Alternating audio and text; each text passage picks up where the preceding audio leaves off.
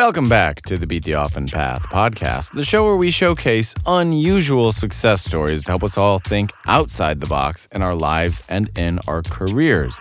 I want to provide inspiration for you on how to live a better, more fulfilling life.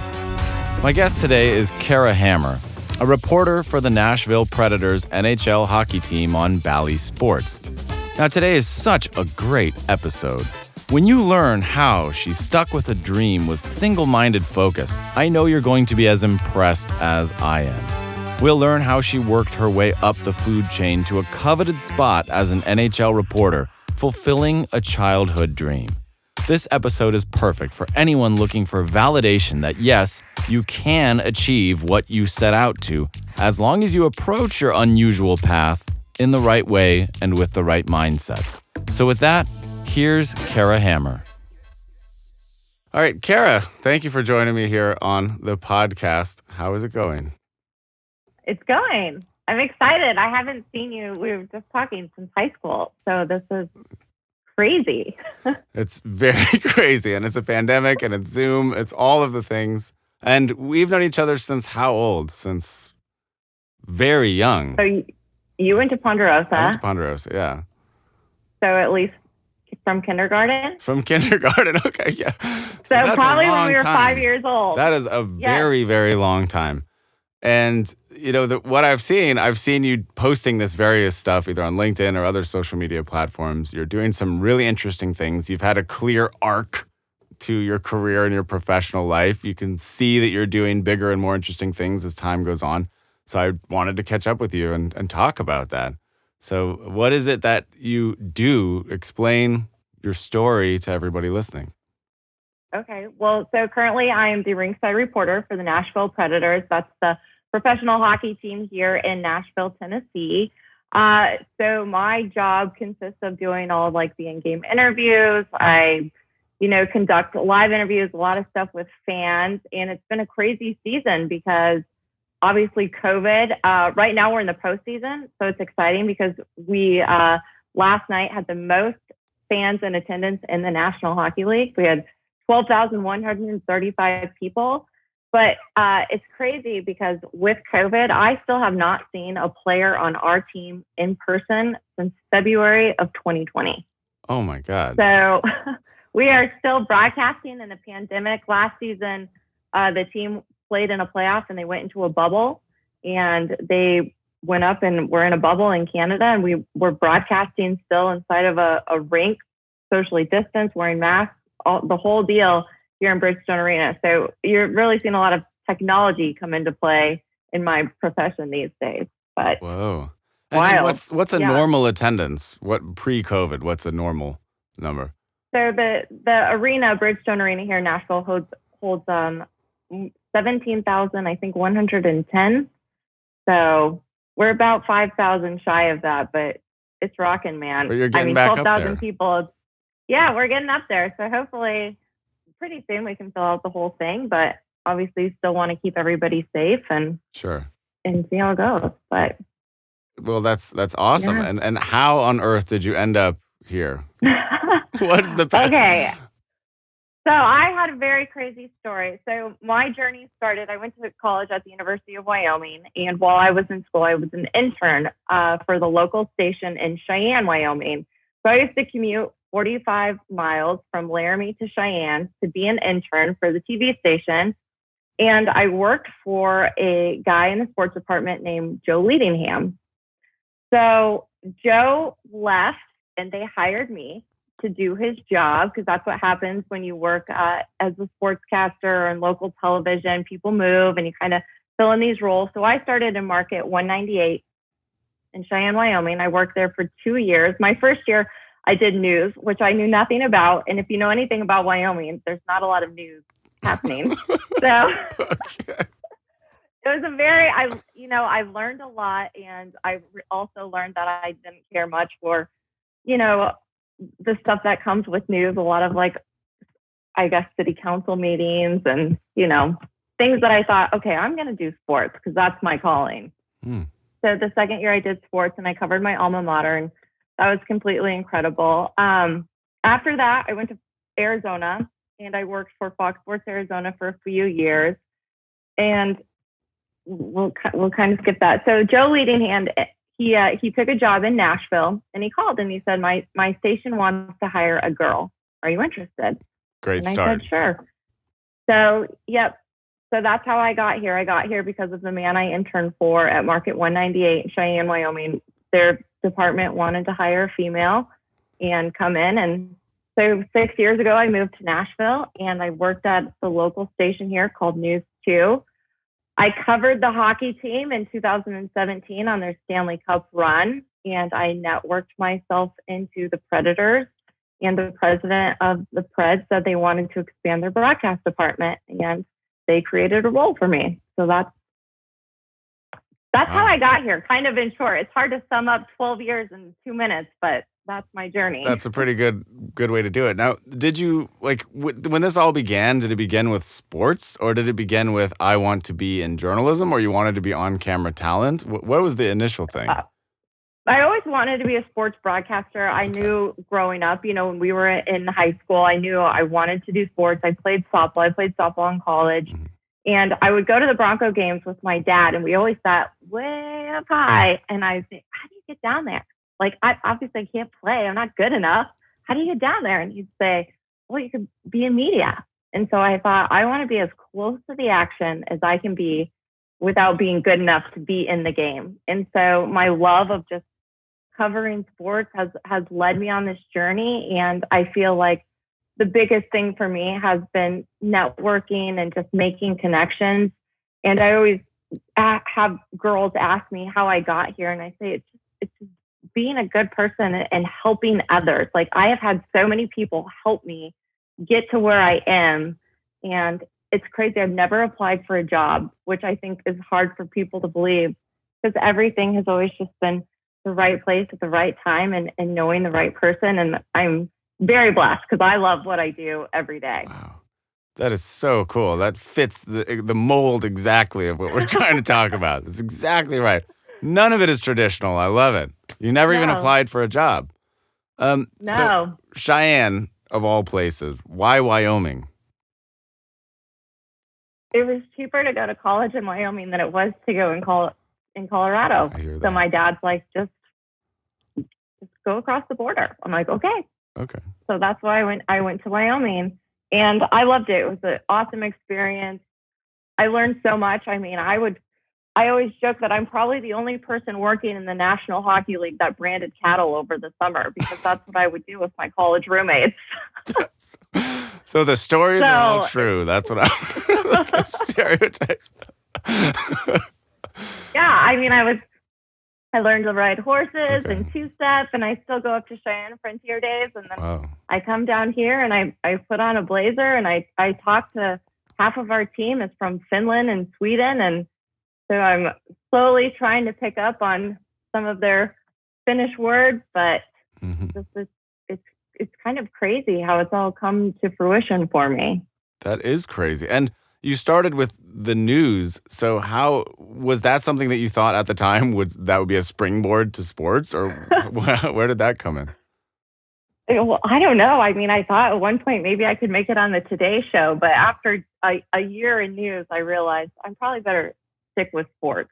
Okay. So I think it was maybe the local election night when you had to cover all the politicians running, and I thought, this is too much. I'd rather talk stats about, what a quarterback is putting up or what kind of numbers a hockey player is doing. So okay, so yeah, but that's interesting because I don't know anything about the news. I don't know anything about how that whole business works.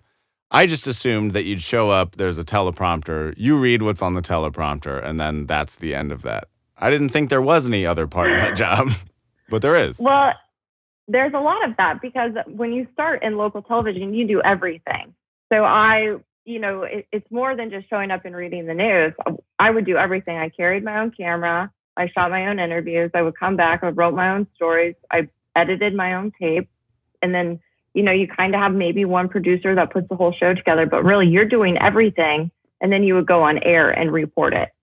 So there's a lot that goes into it. This is the first job I've ever had where I don't just show up and talk in front of a camera. A lot goes into it. I do a ton of interviews. I don't have a teleprompter anymore. Everything we do is completely live and unscripted. I just am fortunate that I'm not carrying my own camera anymore, and somebody is editing the video. But when you start out, they call it like a MMJ, because you are literally doing everything. But I think it made me appreciate where I am more now, because I had to work so hard to get here. I always think back to that camera equipment probably weighed 40 pounds, and you're lugging it. And I flew out to Vegas once for the Mountain West Conference tournament. And if you've ever seen tripod sticks, you carry them over your shoulder. People, I think, thought I was walking through the airport with a rifle. Like, oh, wow. Well, what are you doing? What is all that luggage? Yeah. Like, I'm just going to cover some basketball games. So you're bringing a tripod, a camera, 2 microphones. What all is the equipment that you had to bring? Oh my gosh, back in the day, a camera, a laptop, a tripod, microphone, a battery pack, 4 batteries. It's a ton of gear to cover a live sporting event. So you're just like, I have the story, this is what I want to do. You're proposing the idea, and somebody says, that sounds cool. And then you say, okay, I'm going to do this. I'm just going to go fly over there and come back with some footage, and then you edit it, and then you present it. So did you have a lot of freedom? That's how it works. I guess, probably you pitch story ideas. I mean, in Wyoming, when I started out, a lot of it was local, and you covered all the high school football games on a Friday night. And same when I was in Arizona, I covered Northern Arizona University. So it was pretty isolated to just the football and the basketball teams. And here in Nashville, I guess, I get to pick, every night I do something called a Hyundai Report during the game. And a little side story that I pull apart, and I have a lot of freedom with it. But I don't know. I just try to find something. The other night, my story was about that in Bridgestone Arena. It's so hot here. It's 88, 90 degrees, and we're trying to keep ice on the rink frozen. And so they bring in these huge spiral flex duct is what it's called. And there's these huge ducts, and they pump in like 175,000 cubic feet per minute of air conditioning to keep the rink cold. And so I try to show people behind the scenes of this is what it takes to play hockey in Nashville at the last week of May. Yeah. So you get to pick these, I guess, human interest or other stories other than sports. And do you do that all the time? Yeah. Or is that just sometimes? I did it more when I worked at the local station, less now that I work, for the team. I cover a lot more of the team, but I've got to meet a lot of really amazing people in my career. And when I worked at the local station in Nashville, a lot of it was meeting people that I grew up idling, you would get to meet Eddie George, or just these athletes that I was so inspired. I tell people, like, one time I saw Joe Sakic turn the corner at Bridgestone Arena. I about fell over. Like, growing up, that was my whole childhood right there, and one guy walking down the rink. That's right. So, the Avs winning it all back then. That was such a huge deal in Colorado. Huge deal. It was. I was going to put an actual sound effect of a car screeching there, but I'm not going to do it. But I do want to stop the action for a little bit and interject, if I might. I never do this, but I want you to not be a passive listener of this podcast. What do I mean by that? You've been enjoying the concept. You like hearing these stories. You like the effort that it takes to bring you these stories and inspiration. I encourage you to be active in your consumption. By that, I mean like the post where you find it, comment on the post on Instagram or on YouTube. If you really like this show, give it 5 stars in Apple Podcasts. Subscribe on Apple Podcasts. Subscribe on Spotify. Tell your friends. Help me spread the word and help me grow this thing with you. I would really, really appreciate it. I'm not going to ask a whole lot of you on this show, but if you do enjoy what you're hearing, help me grow it, help me spread the word. I would really, really appreciate it. So with that, let's get back to the episode. Yeah, so the interesting thing, this is actually really funny for me because my whole life, I've always enjoyed playing sports. Always enjoyed playing sports. Yeah. Every sport. Anything with a ball, I'll compete against anybody. But I never liked watching other people play sports. I never cared. Really? I like to play anything. I played everything. I played baseball, I played soccer, I like to play golf, I like to do all this stuff. But I watch other people, and I've always, my whole life, thought, I'd rather be just playing it. But you're the exact opposite. You I'm just the love opposite. Oh my watching gosh. sports. So tell me, as somebody who is definitely in the minority, I know that most of America is avid sports fans. What is it about sports and observing and keeping track of stats that's always interested you? I love that the story changes all the time.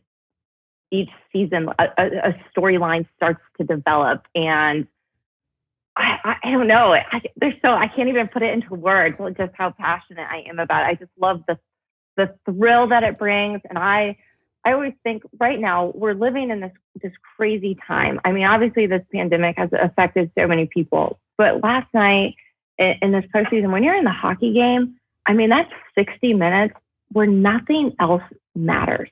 You can put aside everything. You had a bad day at work, maybe you have a problem wherever you are in life, but you can go and you can just let your mind escape, and it just happens. Like, you can just be in it. You're so into what's happening. You want to root for your team, and I think that's what I love about it. And I love that the storylines that develop. I mean, this season we went through a season where half of our team has been injured, and we were supposed to be really good. So we have more rookies playing right now than any team has playing in the NHL. And this team, March 15th, I would have told you there's no way they're going to be in the postseason. They stink. And then they turned around, and they've been awesome because these rookies came in, and here we are, and we're in the postseason, and the series is tied at 2. So it's that's what I love about it. Sure. It's always changing. On a scale from 1 to 10. Always. 1 is it doesn't affect me at all. 10 is it's the most important thing in my life. How invested are you? So win or lose, like let's say the story, if your team loses or something bad happens in the game, does that ruin your mood or your day or your week? No.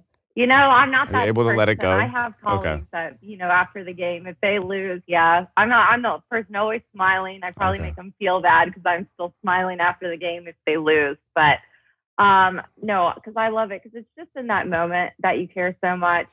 But then I come home and you realize there's so many things larger in life. My husband was a Navy SEAL, and so he's really put into perspective. Sure. Just how much more there is to life, because he cared.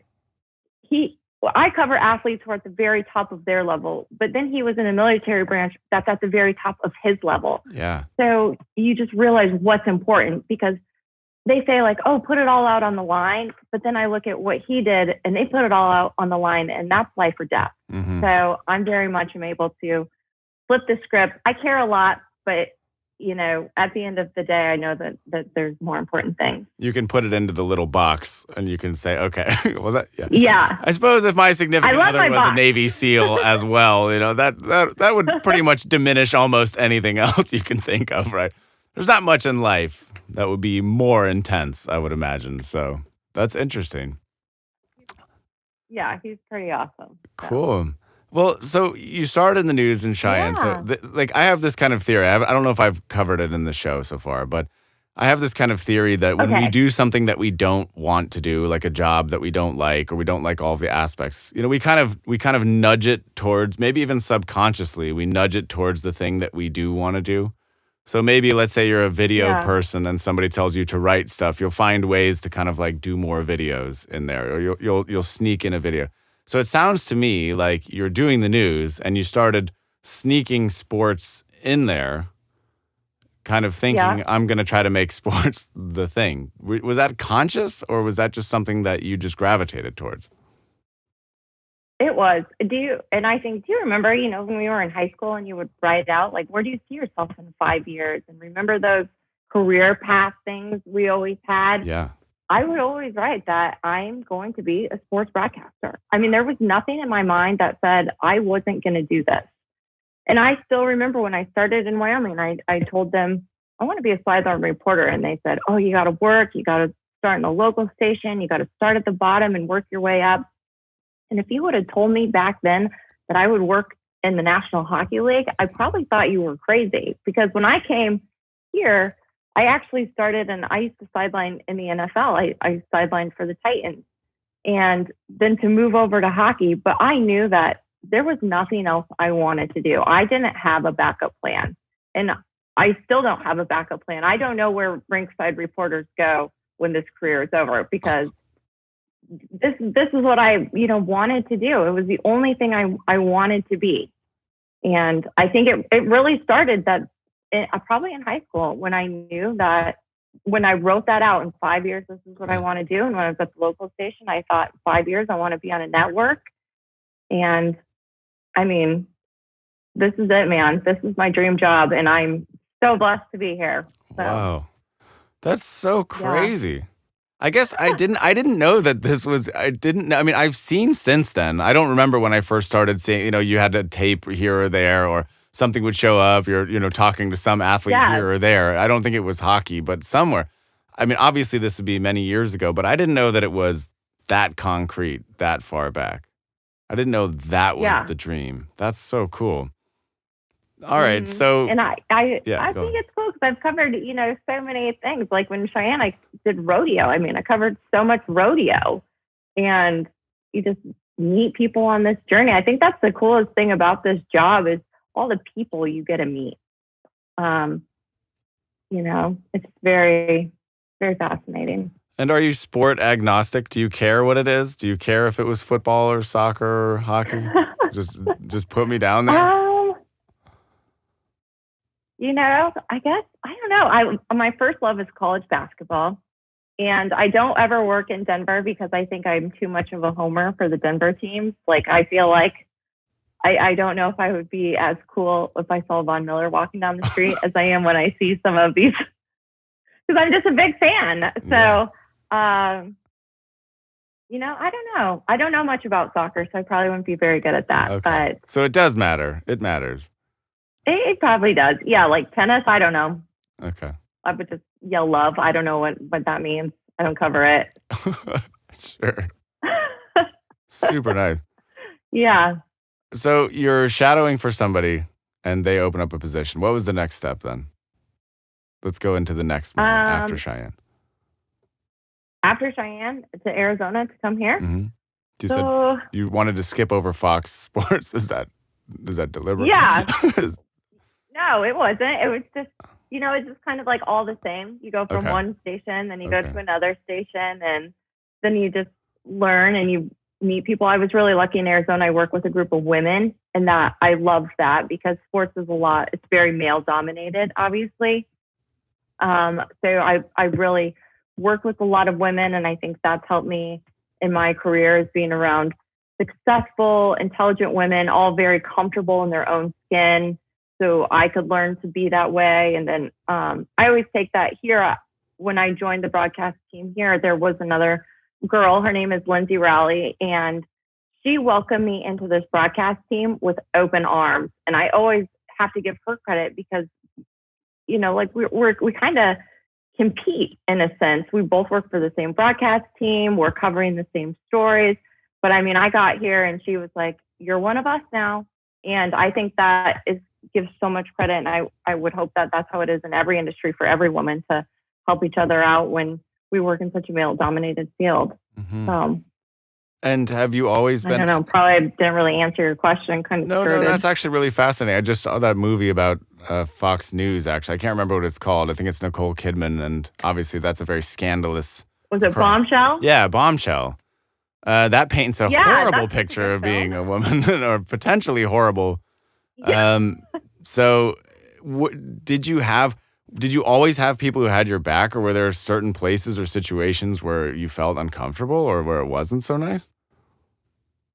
I'll say that I've worked in places where I feel like, some of the men would look at me when I was younger, and you're just kind of young and they kind of treat you that way. I definitely feel like I had earned a lot of respect, and, you're in the public eye. So you also deal with a lot of, what do you call them? Keyboard warriors. Keyboard warriors, yeah. Trolls. People aren't very nice. Yeah. Yeah. Trolls. I really dealt a lot with that here in Nashville because I don't say the word Titans the way that a lot of people here think it should be said. So when I covered the team, it got kind of ugly for a while there for me. Really? So, that's part of it, just learning to deal with that. And, I don't know.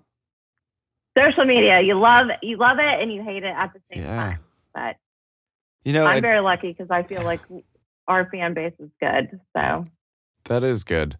I think about that all the time. I really do. I think about that particular thing you said all the time, social media, because if I read the comments on pretty much anything on the internet ever, I will be depressed, angry, or filled with rage. Yeah. But even things like reviews, like you got podcast reviews. I'll look at somebody else's podcast and I'll look at the reviews and you'll see like 5-star, 5-star, then 1-star, 1-star, like, great show, except for when you opened your mouth about this, or like stick to this and not that, and just so much hatred, and you think like it affects everybody. And but I guess I was in my naive way, I thought maybe you would have been immune because maybe it's like a certain subsection, but it's crazy. So what happened when you pronounced the word Titans wrong? What is the right way? Well, the first one is my favorite, and I'm comfortable with it now because a few years have passed. But I was on a meme, and it said, "You had one job, say Titans." And no, you were memeified. You remember back in the day that used to be the slogan, like you had one job. Yeah. And that was it. But football is kind of a whole different beast. I think football fans are something else. So, I always feel bad. I even feel bad for the people that run the social media accounts for these teams, because you forget behind them is a real person. Yep. And if an athlete makes a mistake, like, it's not the person who runs the social media account's fault. Like, you don't need to attack them over what's happening. Yep. So that goes into the social media thing. But, I try not, I don't read the comments always. And our hockey fans are a lot better. Like, they're very supportive, and things are always good when the team is good. So we like that. But if they lose, then it's your fault. Yeah. Then okay. But everybody has an opinion, so I just try to. So when you become a meme, the punches, I guess. How did you find out that you became a meme? Did somebody tell you, say, "Hey, by the way," or what? Well, no, I think the person tagged me in it. They tagged you. It was, oh wow, okay. So this is like Twitter. This then. is back. I think this might have been a Facebook one. I used to have Facebook. I don't anymore, but that because of this, you quit it. Yeah, probably because of that. I don't know. And then, political, and people are just awful on those things. It used to be bad. You could post pictures of your kids and you liked it. And then next thing you know, it's, oh my gosh, you're an awful person. Don't do this. Yeah. Think how I think. So that's why I backed off.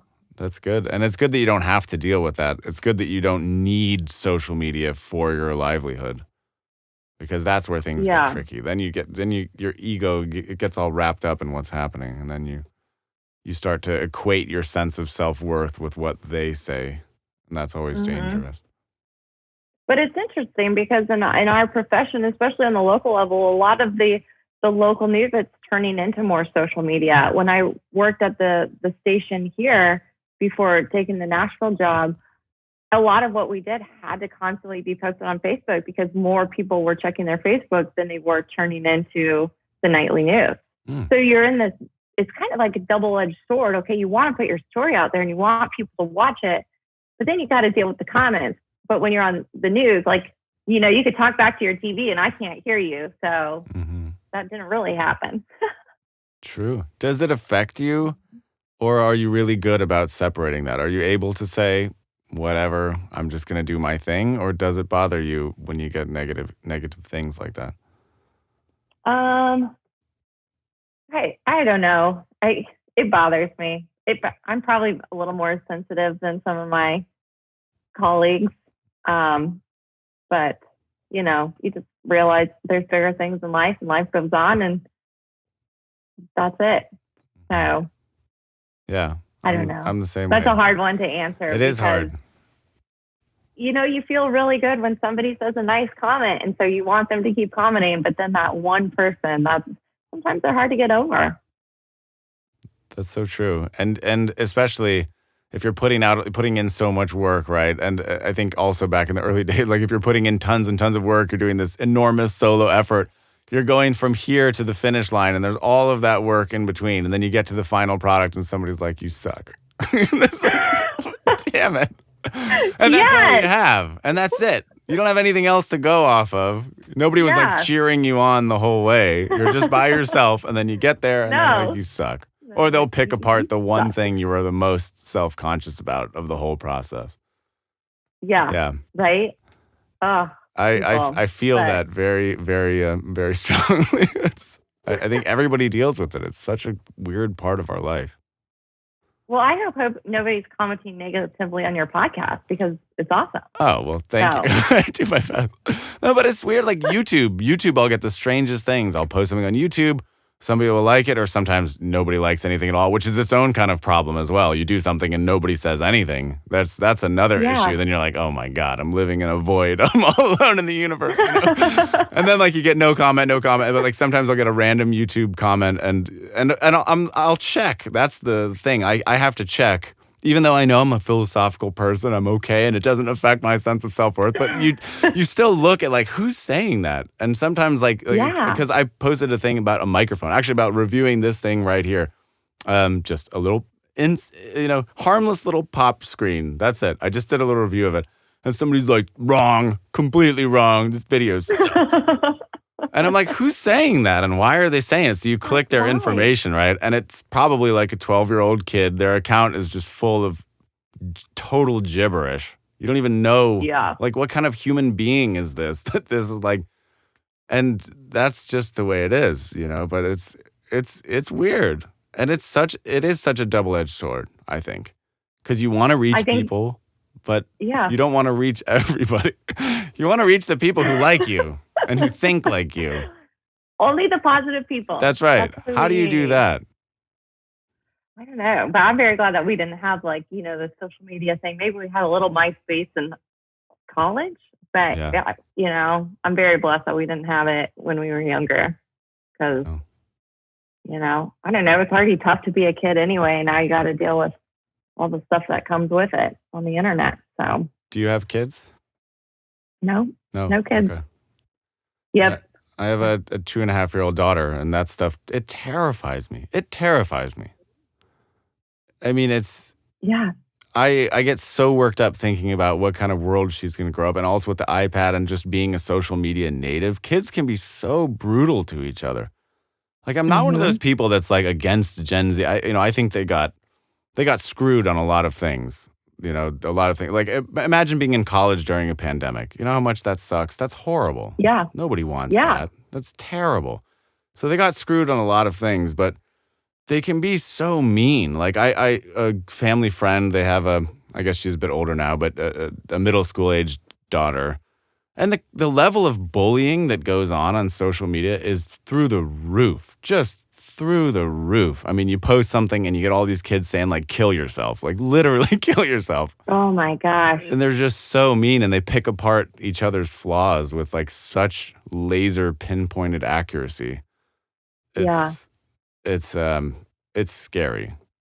But it's like, and they all want to be TikTok stars. Every one of them. So. Did you download TikTok during the pandemic? I had it before, and I go on there, and I don't know what my relationship to TikTok is at this moment. It is a very strange place to be. It's a very, very weird. It was like landing on the moon the first time I opened TikTok. I was like, oh, here's a world that I clearly know nothing about and have never experienced in my life up until now. Yeah. And then I did what they say you should do. I browsed content for about an hour, just seeing all this. I don't know if my opinion has changed much. I use it. I post videos on TikTok. Not the right ones, of course, because it's not 4-second dance routines of me just doing whatever. But again, you can reach a lot of people, but it's a weird what they want.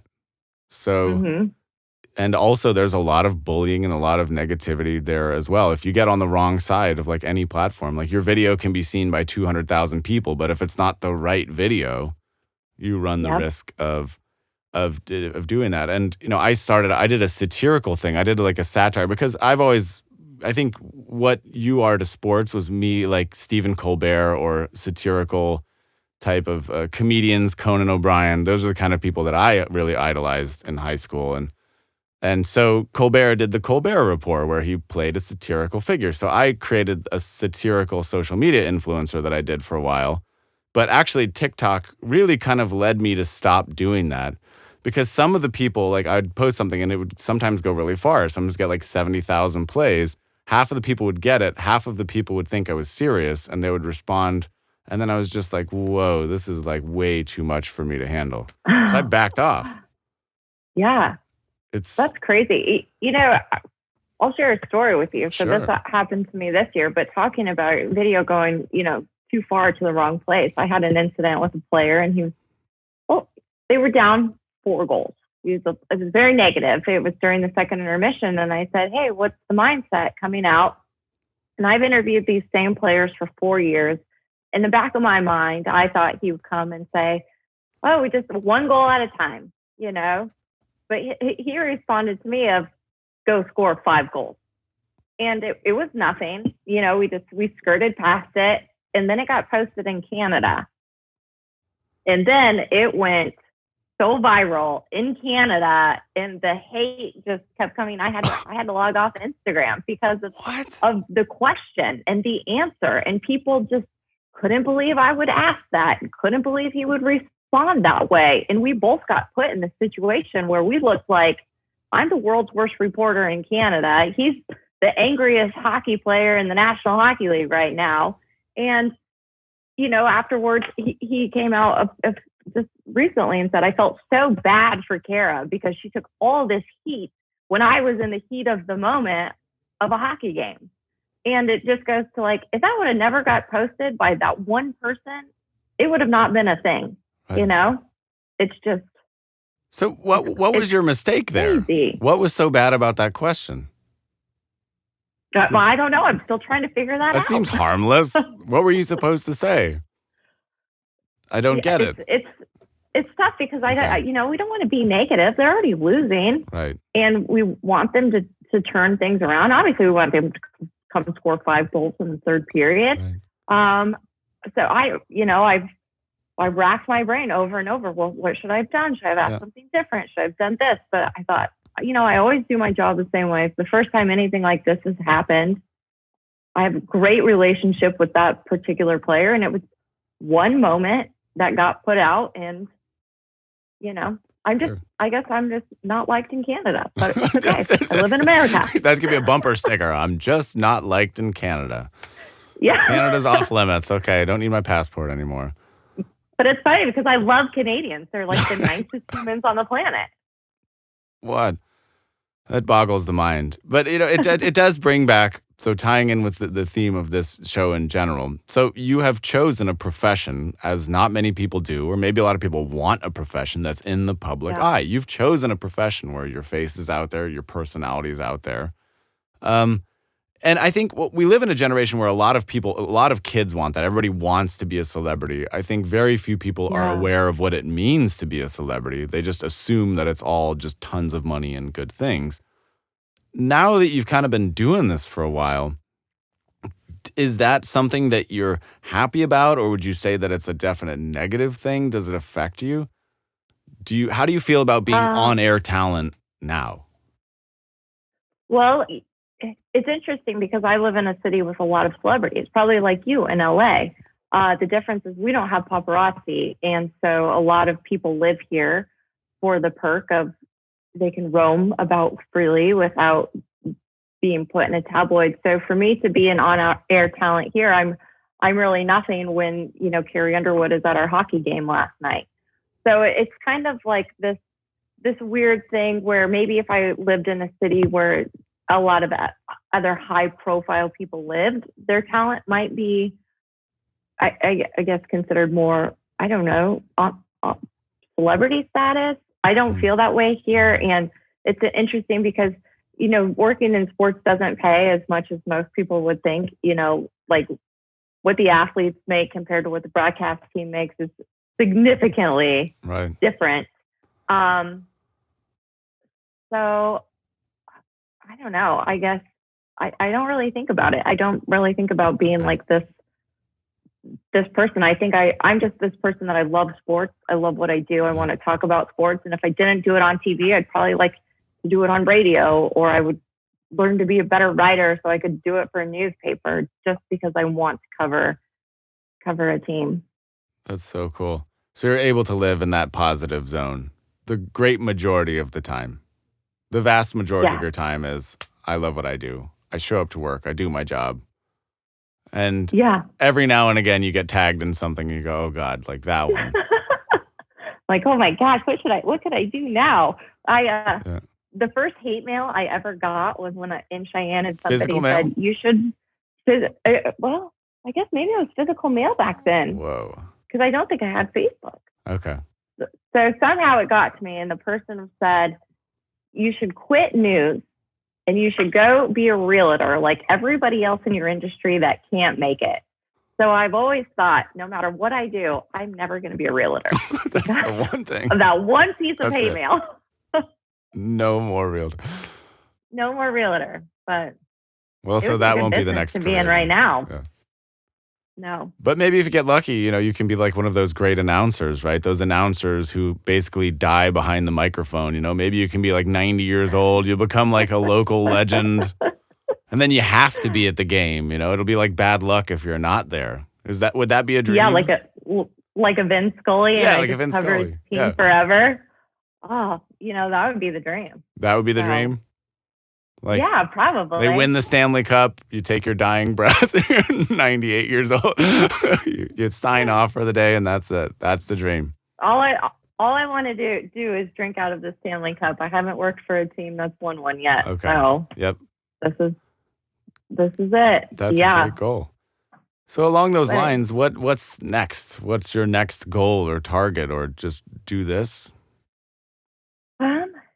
Yeah, I think just do this. I'm I guess I'll be one of 32 when Seattle has their hockey team. And that's what I tell myself every day. When I have a hard day, or I think maybe I don't make enough, or this and that stuff that comes with or the hate mail and things of that sort. I think I'm one of 31. It's 31 people right now. So I'm one of 31 people right now that get to cover a national hockey team. And it's I don't know. It's hard to put it into words. And I know this is a podcast, so I should find words to describe that. But it's really this feeling of, I never thought I would be here, even though this is what I knew I wanted to be. So I don't know. No, that's really great. Sorry, I'm not very good at describing it. Not at all. Not at all. It's just when you love something so much. I feel that. It's like it inspires me to do something. I'm like, damn, that's great. Yeah. So somebody else, one thing I like to ask is, if somebody wanted to follow in your footsteps, maybe there's a young girl out there who loves sports and maybe has similar ideas. What would you say to that person?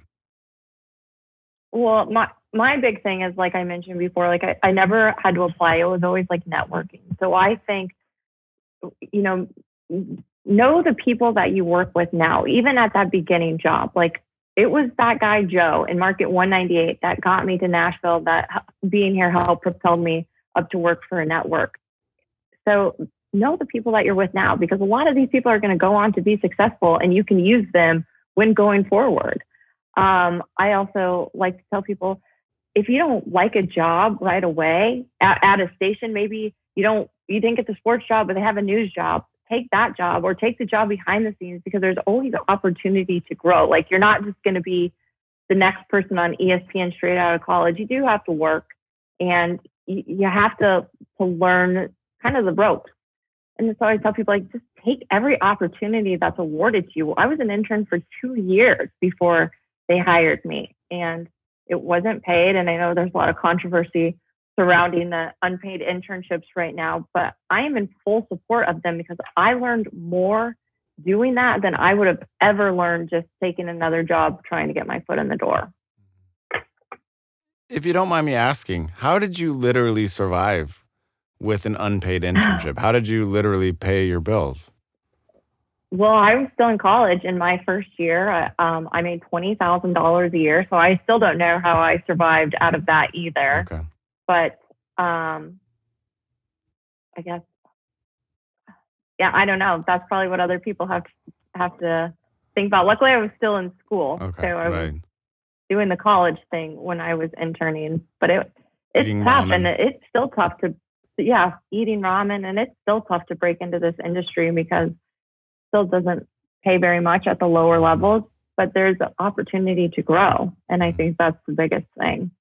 I think people, if you really want it, people should just follow their dreams. That's what I read. You know what I did? I read that book, You Are a Badass. Have you read that? No, I haven't, but I will. Oh, you got to read this book. Okay. It is. I was kind of unhappy when I worked at the local station, and I read the book, and I was like, okay, what I'm going to do. I knew this is what I'm going to do. I'm going to do it. And so when I reached out to how it happened was I reached out to the president of the hockey team, and we started this conversation, and he said, okay, I'll expand the broadcast team, and brought me in. But really it was reading that book. Great. I'm gonna buy it right after this. Gonna buy it immediately. You awesome. should. I will. I promise. I'll read it. I guarantee you. That is such a cool story. So, what is like the biggest lesson that you would say that you've learned, or what's something that's helped you get here? I think just probably feel confident in what you're doing. I mean, that's probably the biggest lesson. Trust in who you are, believe in who you are, and if you want something, go get it. And it's the best thing about my job and my profession is in live TV. If you kind of have a crappy day on air, you're gonna have another day. So you just be better the next time. And I think that's what I've learned. Because obviously, when you're starting out, you make a ton of mistakes, and you don't always have your best show. And I still stumble over words and don't say the word Titans correctly, but you move on. You move on and you keep going up. So that's what I like about it. That's really great. And what's a typical day look like?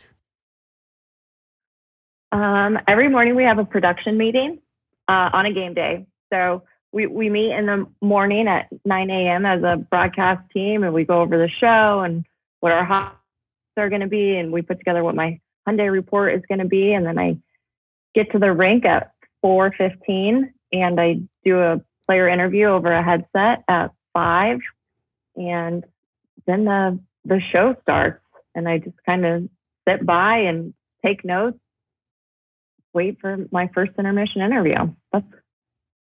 That's kind of my day. It's really not that difficult. And then, okay, but how many hours? Is that like a 12-hour from start to finish, or? Yeah, it's a long day. It's a long day. Yeah, because all day you're thinking. I guess I should add in there. We do a Zoom with the coach, so we meet with the coach and we put together notes. And I'm constantly preparing, and then I get ready and put on some makeup and do my hair and go to the rink. And I always have to I get there early because I really have to get into the game mode. Like you have to just put aside the normal other part of the day and then get into the zone of what I'm trying to do. So cool. Such a cool story. It's really awesome. All right. Well, we're going to a couple little rapid fire questions here to round up. Thank you for your time. Very, very fascinating stuff. The energy just radiates off. Few people are as passionate about what they do. I think I can say that. I want to know what were the other jobs that people were so passionate about? Well, music is obviously one. People who have made a life. And that's the cool thing about this podcast. That's why I wanted to choose unusual things that would help me think and also help me in my own life, just to categorize things and get inspiration from people who are doing stuff. But I think there are commonalities. Obviously, one guy who has his home turned into a music studio, Scott Frankfurt. Wow. He was an earlier one. And he has the nicest studio you've ever seen. And it's also his home, and it's in Southern California, and he has a pool, and it's this beautiful space that's just been designed over years and years and years. And he gets to do what he loves. He gets to have Earth, Wind, and Fire come in there and record, or like Wow. Sergio Mendes or jazz legends. So when you look at his life from the outside, you're like, okay, that's a pretty cool life you've carved out for yourself. You know, it's Yeah. often stuff like that. Or another guy who is also in music, but he's a songwriter and he just takes a little keyboard and guitar wherever he goes. He's on the beach all day, every time he's in California, and he just comes up with songs and he makes his whole living from writing songs. But if you looked, I mean, and there's of course stress, there's always downsides and negative things that go with anything. But if Yeah. you looked at his life again from the outside, you wouldn't see much other than a guy who's pretty much just relaxing all the time and sometimes playing music for other people, right? Yeah. So there's almost always some variation on the structure of the life being good or conducive to what people like, which I I find love that. fascinating, you know? And obviously some people have practical limitations. Like some people, I know a guy in the film industry, but they're working like 14, 16-hour days. That's normal here in LA. That's the craziest part about the LA Yeah. industry. You're gone all day. So if you've got kids or something like that, it's very, very hard. You can succeed, but you'll never see your family. Hmm. So, and that's great for some people. Some people are single. They're in that part of their life where they don't care. They're willing to work Yeah. 90, 100 hours a week. But other people, that work-life balance is more important. So, you know, there's just all kinds. I mean, not that I've met him, but I just listened to Alex Trebek's autobiography. He seemed like he had a pretty dang good life. Show up Yeah. 2 days a week to film Jeopardy, make $11 million a year. How bad could that Yeah. be? I'm in the wrong business. I mean, I gotta Yeah. think about what other medium I can go into here. You just got to attach yourself Oh. to something where you are the face of something. You have to become the voice of your team. Yeah. When you can do that, Right? or like, you know what, maybe the next meme that you'll become, like you'll do something or you'll say something and then they will score those 5 goals, or like some miracle that's never happened before in the history of And hockey I'll will be this happen. genius. And yeah, and then you will be the prophet, the oracle who saw it all, and then Yeah. I think you'll go straight to the top. I will say that there have been moments when you talk about people finding success that I've definitely felt it, where I look around and I think, I mean, you grew up where I grew up, where kind of like where we went to high school and what we did. And I mean, when we would go out to eat, it was like to the Olive Garden or to the Red Robin. Like, I don't feel like we were very cultured outside of our bubble of Aurora, Colorado. So, Nope. like just to be here, and sometimes I'll look around and I'll think like, wow, I did it. Like I'm going to soak this moment up. I want to remember this moment forever.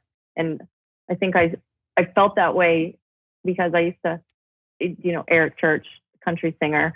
I used to see him when he would play shows. He came up to Laramie, Wyoming when I was in college, just small town bars, or plays at Grizz Bros in Denver in front of a couple hundred people. And then I saw him at Red Rocks, and he stood up on this stereo and he just put his arms out like this and he just soaked in the moment. And I'm like, I don't know him. He's Eric Church, but you could just feel it in his soul that he was taking in that moment.